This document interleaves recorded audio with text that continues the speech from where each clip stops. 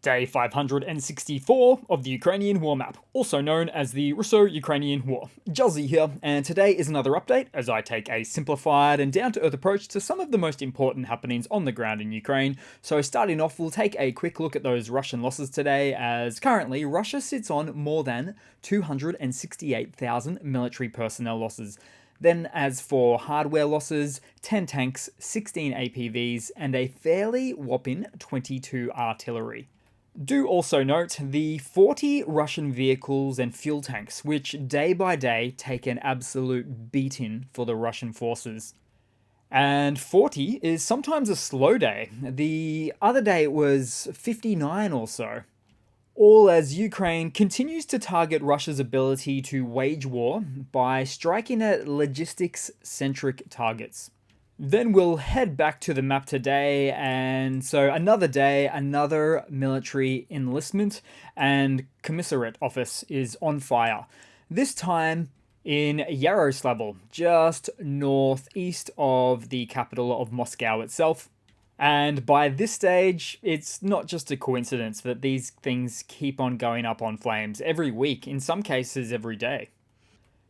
Then we'll head down into the Ukrainian map today and start out for once in Kyiv, so the capital of Kyiv in Ukraine, where falling debris of neutralized Russian drones was scattered across multiple districts in the capital.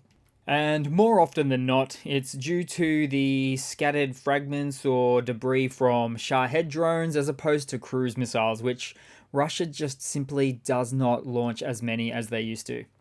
Then we'll head across to the Donbass, as Andrivka and Kurtimivka is under Ukrainian control. Now this is according to big Ukrainian Telegram profiles there, and this is all happening just south of Bakhmut.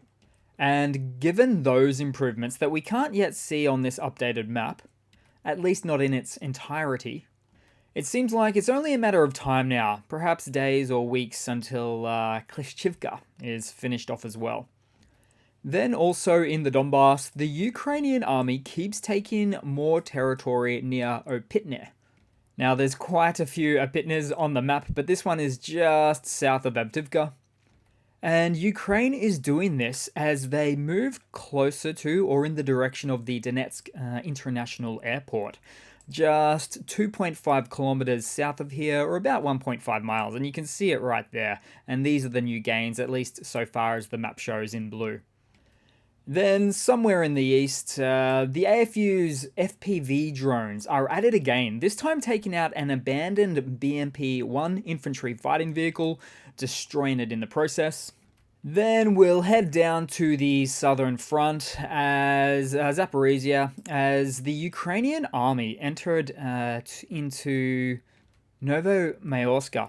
In fact, this is technically still inside the Donetsk Oblast, as the AFU has taken its first buildings there, in what was perhaps an unexpected turn of events for the Russian army. Then moving into the real southern, or the Zaporizhia Oblast front lines proper. So Ukraine's general staff also announced that Ukrainian forces have been making gains west of Robotyne, which is in addition to the small previous westerly gains made just yesterday as well. But also right at this very location, the AFU captured a Russian T-90M tank, which is impressive considering the Russian T-90M tank is the creme de la creme, or still the best that Russia has to offer in this war, making note of that specific M variant suffix. And Russia don't have many of these, maybe 50 to 80 in total of the T-90M variants. And for this particular occasion, this marks exactly the 40th visually confirmed loss for the Russian army. So 37 destroyed and 3 captured. This is the one captured here. And so for this region as well, and how I like to show at pretty much the beginning of every video, there's never any shortage of Russian artillery losses. For instance, this Mr. S SPG, which was taken out by a pair of tandem FPV loitering munitions, causing a catastrophic ammunition detonation in the process. But then also a Russian self-propelled mortar, again, didn't make it due to a Ukrainian drone. Then also, same can be said for a Russian Gyat B as well, another self-propelled howitzer or SPG. And then again, not to be outdone, the biggest and most destructive of Russian artillery pieces, or really rocket artillery pieces, unguided ones at that, is the TOS-1A. Also didn't stand a chance when it was also detected and destroyed overnight too. And I could do this all day. So this is why Russia has such large artillery losses on a daily basis. And in terms of offensive platforms, it's the one thing Russia has more than anything else in this war, and is quite key to their military doctrine. But it can't last forever. And really, Russia believed they had two things going for them in this war. First was lots of artillery, of course, and the second, manpower. But here's the problem Russia faces with manpower. Russia is not the Soviet Union, not anymore. So it's not a nation that's geared for full-time actions towards a war economy or warring nation, as Russia more so resembles a peacetime army, at least very much in comparison to the Soviet Union. Thus, that's why this war it was a 3-day war, now taking a little bit longer than expected, as Russia seems to continue to drink its own Kool-Aid and believe its own BS about its own military prowess, for instance. Then we'll head across to the Kherson Oblast today as the Ukrainian armed forces gained a foothold on the left bank of the Dnipro River, once again, on the Russian-occupied side, of course, this time forming yet another bridgehead in the direction of Poima and Peshenivka. But also, as for some of the Russian positions on the south bank, still getting hit by Ukrainian forces. For instance, just today, Russian units were also being smashed in Oleshki. And at this point, well, at least for Russia's outlook in this region, all they will ever do here is defend from this point forward, as they have neither the capability or the expertise to cross the river to head north to the northern bank. Then we'll head down south to Crimea, also not having a great day of it either today in the Russian-occupied peninsula. First of all, there was a big fire, as reported at a military base in Simferopol. Then also there was what Russian authorities called a wildfire at Feodosia, because even Russia now knows that careless smokers just isn't going to cut it for an excuse anymore. Oh, and there was even multiple explosions reported at nearby Stary Crimea as well, just west of Feodosia, a little bit there. So generally on the map today, you can really see how the tables have really been turning.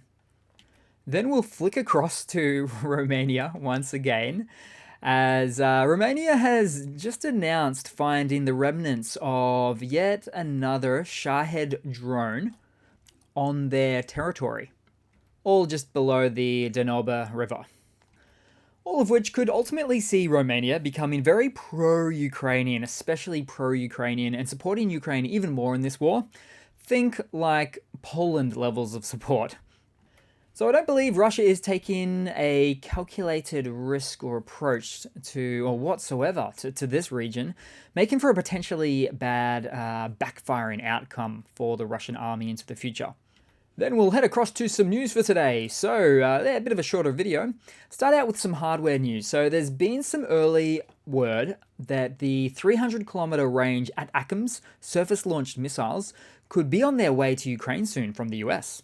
Now, this has been spoken about a lot over the past 12 months, and I haven't touched on these stories with a 10-foot pole, really, and rightly so, because nothing has ever materialized.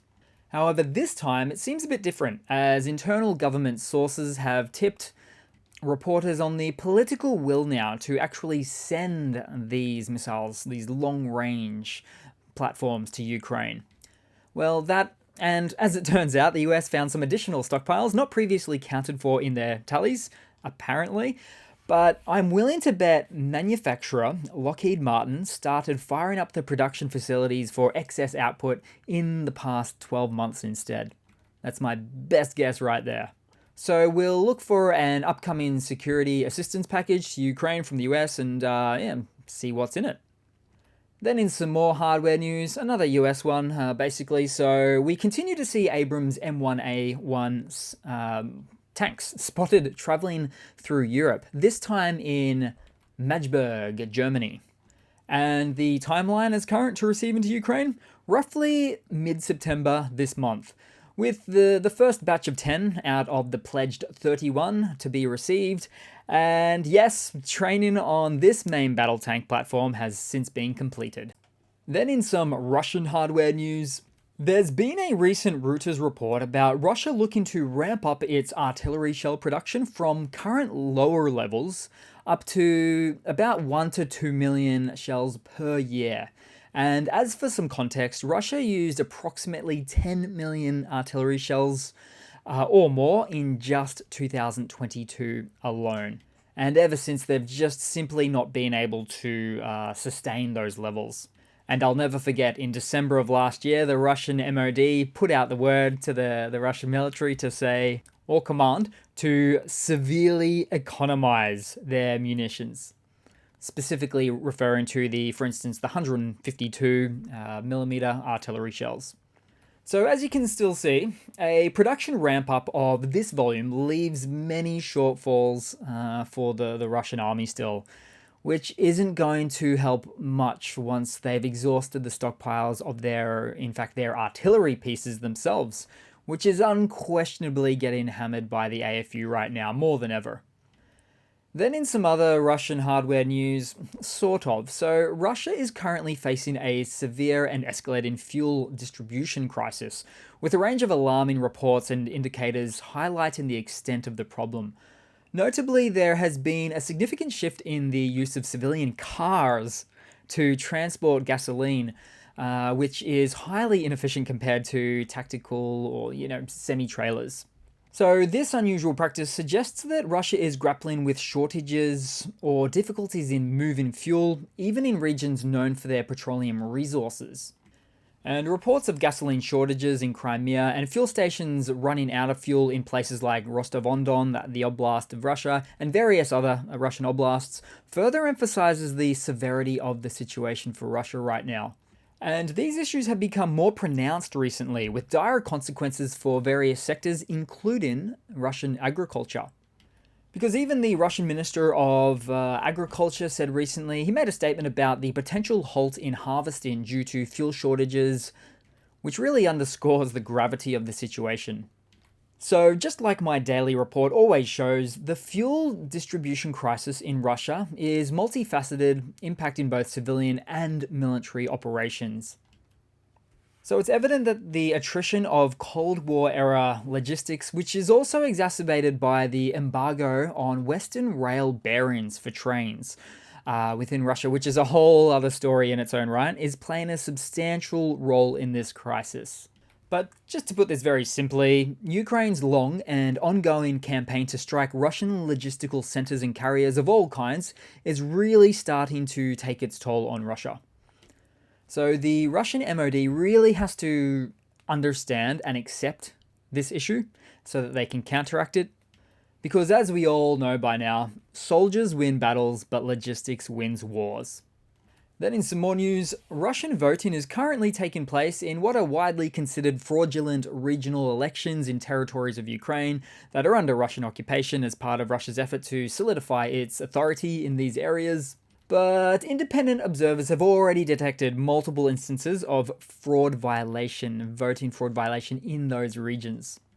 Also, footage can be seen sometimes of mobile policing stations with armed soldiers banging on civilians' gates, at least as per the audio feed from this video, to force the vote under literal gunpoint, basically. But hey, that's our Russia.